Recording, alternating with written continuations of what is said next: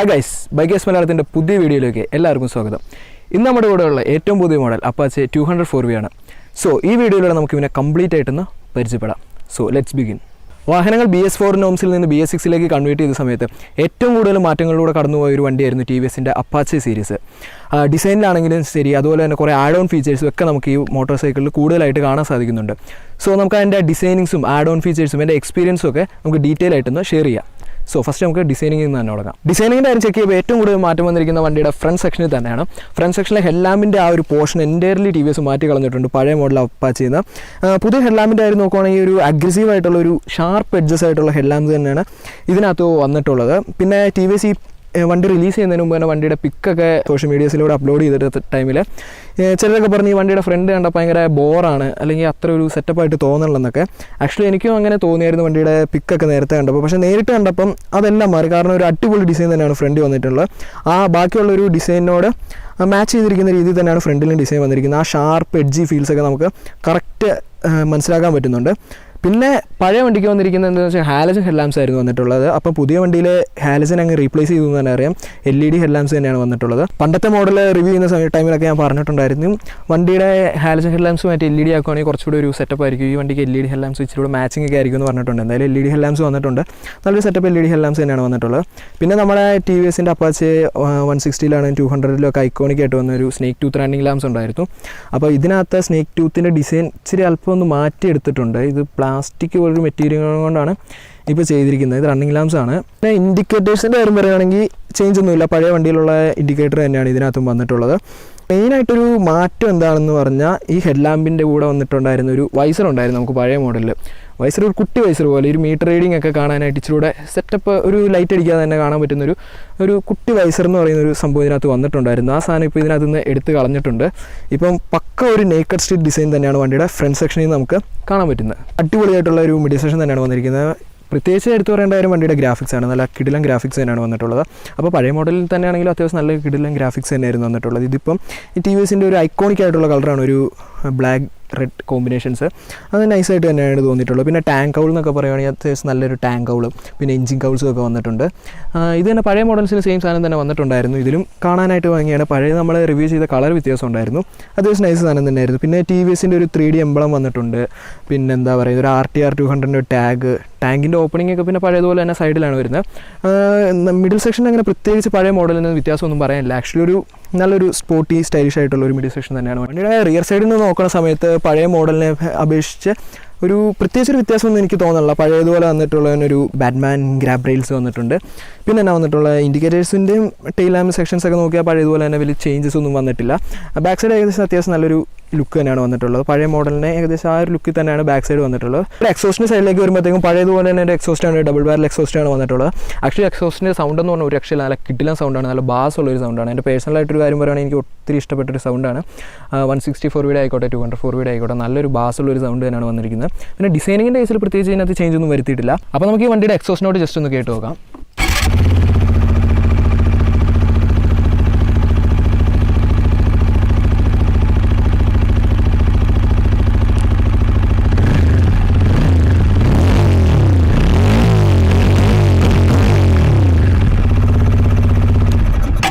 Overall ഡിസൈനിങ്ങിൻ്റെ check ചെയ്യുന്ന സമയത്ത് നല്ല പക്ക സ്പോർട്ടി ഡിസൈനിങ് തന്നെയാണ് വണ്ടി വന്നിട്ടുള്ളത്. പിന്നെ വണ്ടിയുടെ ഈ ചേഞ്ചസിന് മെയിനായിട്ട് വന്നിട്ടുള്ള വണ്ടിയുടെ ചെറിയ കോസ്മെറ്റിക് ചേഞ്ചസ് ഒക്കെയാണ് വന്നിട്ടുള്ളത്. അതായത് ഫ്രണ്ട് സെക്ഷൻ ഞാൻ നേരത്തെ പറഞ്ഞ പോലെ എൻ്റയർലി ഡിഫറൻ്റ് ആയിട്ട് മാറ്റി കളഞ്ഞിട്ടുണ്ട്. അതെനിക്ക് ഇഷ്ടപ്പെട്ട് ഫോട്ടോയിലൊന്നും കണ്ട ടൈമിൽ അത്ര ഒരു താല്പര്യം തോന്നിയില്ല. പക്ഷേ നേരിട്ട് കാണുമ്പോൾ വണ്ടി നല്ല പക്കയായിട്ട് അടിപൊളിയായിട്ട് തന്നെ തോന്നുന്നുണ്ട്. അതൊക്കെയാണ് വണ്ടിയുടെ ഒരു ഡിസൈനിങ്ങിൻ്റെ കാര്യത്തിൽ മെയിനായിട്ട് വന്നിട്ടുള്ളത്. പിന്നെ ഈ വണ്ടി 2 കളേഴ്സിലാണ് അവൈലബിൾ ആയിട്ടുള്ളത് 204V.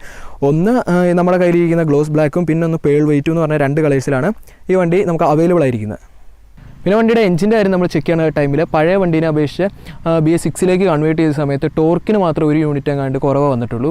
ബാക്കിയെല്ലാം പഴയതുപോലെ തന്നെ ഉണ്ട്. അതായത് പവറിനൊന്നും കാര്യമായിട്ട് ചേഞ്ചസ് ഒന്നും വന്നിട്ടില്ല. 20 PS പവർ 8500 RPM വണ്ടിയുടെ എഞ്ചിൻ പ്രൊഡ്യൂസ് ചെയ്യുന്നുണ്ട്. അതുപോലെ തന്നെ 16.8 Nm ടോർക്ക് 7500 RPM വണ്ടി പ്രൊഡ്യൂസ് ചെയ്യുന്നുണ്ട്. ഒരു 4 stroke single cylinder oil cooled എഞ്ചിനാണ് വരുന്നത്. പിന്നെ റാം എയർ അസിസ്റ്റ് എന്ന് പറഞ്ഞൊരു കൂളിംഗ് ടെക്നോളജിയും കൂടി ഇതിനകത്ത് ഇംപ്ലിമെൻറ്റ് ചെയ്തിട്ടുണ്ട്. ഇനി വണ്ടിയുടെ ബ്രേക്സിൻ്റെ കാര്യം നോക്കുകയാണെങ്കിൽ വണ്ടിക്ക് ഡ്യുവൽ ഡിസ്ക് ബ്രേക്സ് വന്നിട്ടുണ്ട്. ഡ്യുവൽ ചാനൽ ABS സപ്പോർട്ടോട് തന്നെയാണ് വണ്ടി വന്നിട്ടുള്ളത്.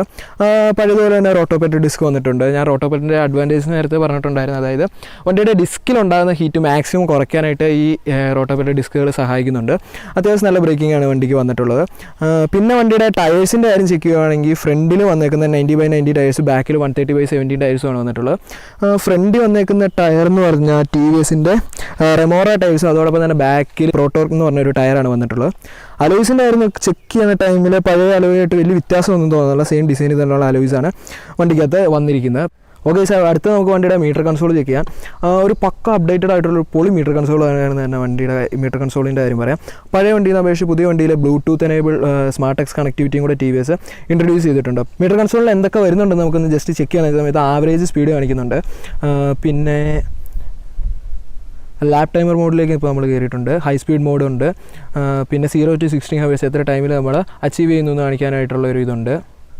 സർവീസിൻ്റെ ഇൻഡിക്കേറ്റേഴ്സ് കാണിക്കുന്നുണ്ട്. പിന്നെ ഇതുണ്ട്, ഇവിടെ കിടന്ന് ബ്ലിങ്കാണ്, അത് ബ്ലൂടൂത്തിൻ്റെ ഇൻഡിക്കേറ്ററാണ്. പിന്നെ ജസ്റ്റ് ട്രിപ്പ് മീറ്റേഴ്സ് വരുന്നുണ്ട്.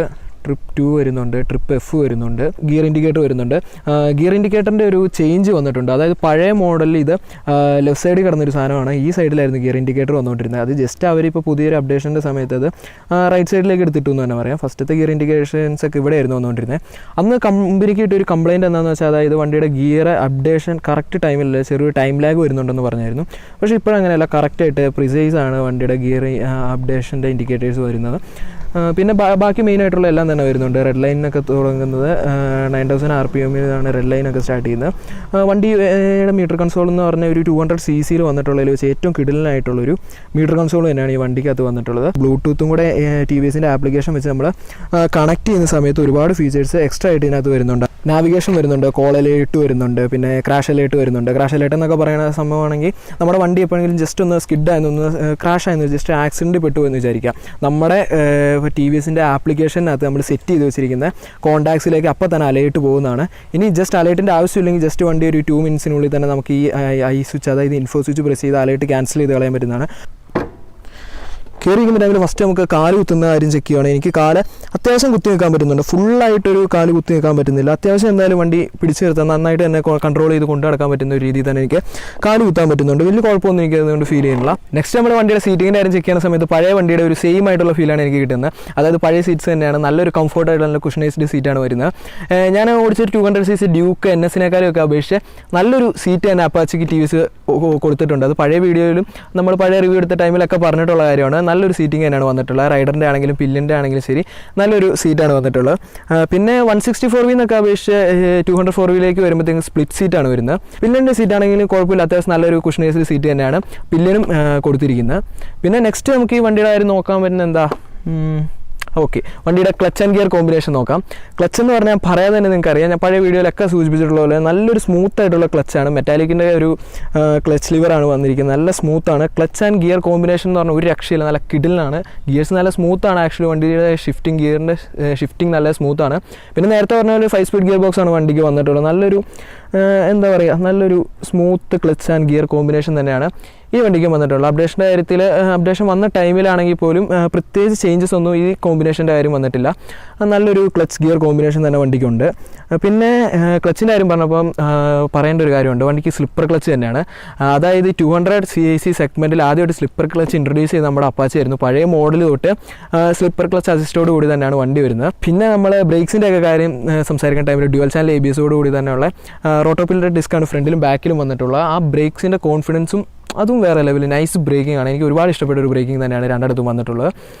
പിന്നെ വേറൊരു കാര്യം ടി വി എസ് ഇൻട്രൊഡ്യൂസ് ചെയ്തിട്ടുള്ളത് എന്താണെന്ന് വെച്ചാൽ rear wheel lift of protection എന്ന് പറഞ്ഞൊരു സംഭവം നമ്മുടെ പുതിയ വണ്ടിക്കകത്ത് ഇംപ്ലിമെൻറ്റ് ചെയ്തിട്ടുണ്ട്. അതായത് ഇപ്പോൾ നമ്മൾ അത്യാവശ്യം നൈസ് ഒരു സ്പീഡിലൊക്കെ വന്നൊരു ഫ്രണ്ട് ബ്രേക്ക് ഒക്കെ പിടിക്കുന്ന ടൈമിൽ നമ്മുടെ ബാക്കിലത്തെ ടയർ ലിഫ്റ്റ് ആകാനൊരു ചാൻസ് ഉണ്ട്, ഒരു ചാൻസേ ഉള്ളൂ. അത് അവോയ്ഡ് ചെയ്യാനായിട്ടാണ് ടി വി എസ് അങ്ങനെ ഒരു rear wheel lift of protection വന്നിട്ടുള്ളത്. അതിൻ്റെ ഉപയോഗം എന്താണെന്ന് വെച്ചാൽ ഇപ്പോൾ ഞാൻ പറഞ്ഞല്ലോ, നമ്മൾ അത്യാവശ്യം നല്ല സ്പീഡിൽ വന്ന് ബ്രേക്ക് പിടിച്ചാലും ബാക്കിലത്തെ വീല് പൊങ്ങില്ല. ഉണ്ടാകുന്ന ആക്സിഡൻസ് ഒക്കെ മാക്സിമം നമുക്ക് അവോയ്ഡ് ചെയ്യാൻ പറ്റുന്നുണ്ട്. മിറേഴ്സിൻ്റെ കാര്യം പറയുകയാണെങ്കിൽ മിറേഴ്സ് അത്യാവശ്യം നല്ലൊരു മിറർ തന്നെയാണ്. അത്യാവശ്യം പുറകെ വരുന്ന വണ്ടിയൊക്കെ നന്നായിട്ട് തന്നെ കാണാൻ പറ്റുന്നുണ്ട്. നല്ലൊരു മിറേഴ്സാണ് വന്നിട്ടുള്ളത്. മിറേഴ്സ് പഴയ മോഡലിന് അപേക്ഷിച്ച് മിറേഴ്സിന് ചേഞ്ച് ഉണ്ട്. എയറോഡൈനാമിക്കലി റീഡിസൈൻ ചെയ്ത മിറേഴ്സാണ് രണ്ടാമത്തേതിനകത്ത് വന്നിട്ടുള്ളത്. പിന്നെ അടുത്തൊരു കാര്യം എടുത്തു പറയേണ്ട വണ്ടിയുടെ വെയിറ്റാണ്. ഒരു 153 കിലോ വെയിറ്റാണ് വണ്ടിക്ക് വന്നിട്ടുള്ളത്. പക്ഷേ അത് വലിയൊരു ഭാരമായിട്ടൊന്നും തോന്നുന്നില്ല. ആക്ച്വലി നന്നായിട്ട് തന്നെ വണ്ടി കൊണ്ടു നടക്കാൻ പറ്റുന്നുണ്ട്. എവിടെയാണെങ്കിലും നൈസായിട്ട് കൊണ്ടു നടക്കാൻ പറ്റുന്നുണ്ട്. ആ വെയിറ്റും ആ പവറും നൈസായിട്ട് തന്നെ ബാലൻസ് ചെയ്ത് പോകുന്നുണ്ടെന്ന് പറയാം. വലിയൊരു വെയിറ്റ് ഒന്നും തോന്നണില്ല. പിന്നെ ഒരു കാര്യം പുതിയതായിട്ട് ടി വി എസ് ഈ വണ്ടിയിൽ ഇൻട്രൊഡ്യൂസ് ചെയ്തിരിക്കുന്നത് എന്താണെന്ന് വെച്ചാൽ GTT ടെക്നോളജിയാണ്. അതായത് ഈ GTT എന്ന് പറയുന്നത് എന്താണെന്ന് വെച്ചാൽ വണ്ടി നമ്മൾ ഈ ഡെഡ്ലി ട്രാഫിക് അല്ലെങ്കിൽ ഒരു അർബൻ ഏരിയാസിനെയൊക്കെ മെയിനായിട്ട് ഫോക്കസ് ചെയ്ത് ഇറക്കിയിരിക്കുന്ന ഒരു ടെക്നോളജിയാണ്. ആ ടെക്നോളജിയുടെ ഗുണം എന്താണെന്ന് വെച്ചാൽ നമ്മൾ വണ്ടി ആക്സിലേറ്റർ റിവ് ചെയ്യാതെ തന്നെ വണ്ടി ക്ലച്ച് തന്നെ വണ്ടി മൂവ് ആകുന്നുണ്ട്. ആ ടൈമിലൊന്നും വണ്ടിയുടെ ഗിയേഴ്സിൽ നിന്ന് യാതൊരു ജെർക്കിങ്ങോ അങ്ങനെയുള്ള ഫീലൊന്നും നമുക്ക് ഉണ്ടാകുന്നില്ല. അത് പുതിയതായിട്ട് ടി വി എസ് ഇൻട്രൊഡ്യൂസ് ചെയ്തൊരു ടെക്നോളജിയാണ്. നെക്സ്റ്റ് നമ്മുടെ വണ്ടിയുടെ എഞ്ചിൻ്റെ സൈഡിലേക്ക് വരുവാണെങ്കിൽ ഒരു രക്ഷയില്ല മോനെ, കിഡു സാധനമാണ്.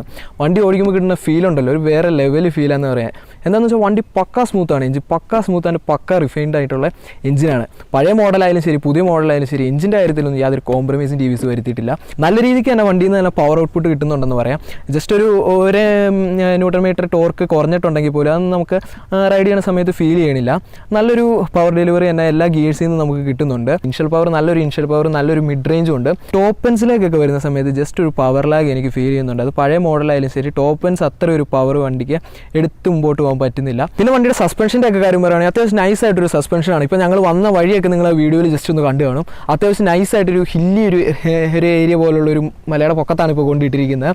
ഇവിടെയൊക്കെ വന്നപ്പോൾ തന്നെ ആണെങ്കിലും വണ്ടി നല്ലൊരു കിഡു സസ്പെൻഷനാണ് ഓഫർ ചെയ്യുന്നത്. ഫ്രണ്ടിൽ നിന്നാണെങ്കിലും ബാക്കിൽ നിന്നാണെങ്കിലും കിഡു സസ്പെൻഷനാണ്. പിന്നെ ഈ വണ്ടിയുടെ അടുത്തൊരു ജസ്റ്റ് കാര്യം പറഞ്ഞാൽ വണ്ടിയുടെ ഗ്രൗണ്ട് ക്ലിയറൻസ് ഒരു 150 mm ഗ്രൗണ്ട് ക്ലിയറൻസ് ആണ്. പറയാൻ ഓർത്ത് വേറൊന്നും അല്ല, ഇങ്ങനത്തെ ഒരു സ്ഥലത്ത് വന്നേക്കുന്നതുകൊണ്ടാണ് ഓർത്ത്. ഇവിടെ അത്യാവശ്യം ഇങ്ങനെ ഒരു കുന്നും മലയും അങ്ങനെയൊക്കെ ഒരു സ്ഥലമാണ് വന്നിരിക്കുന്നത്. അത്യാവശ്യം നല്ല രീതിക്ക് തന്നെ ഒരു ഗ്രൗണ്ട് ക്ലിയറൻസ് ഉണ്ട്. 150 mm ആണ് ഗ്രൗണ്ട് ക്ലിയറൻസ് വന്നിട്ടുള്ളത്. ഫ്യൂൽ ടാങ്ക് കപ്പാസിറ്റി എന്ന് പറഞ്ഞാൽ എത്രയാടാ? 12 ലിറ്ററാണ് ഫ്യൂൽ ടാങ്ക് കപ്പാസിറ്റി വന്നിട്ടുള്ളത്. ജസ്റ്റ് ഒന്ന് വിട്ടുപോയതാണ്.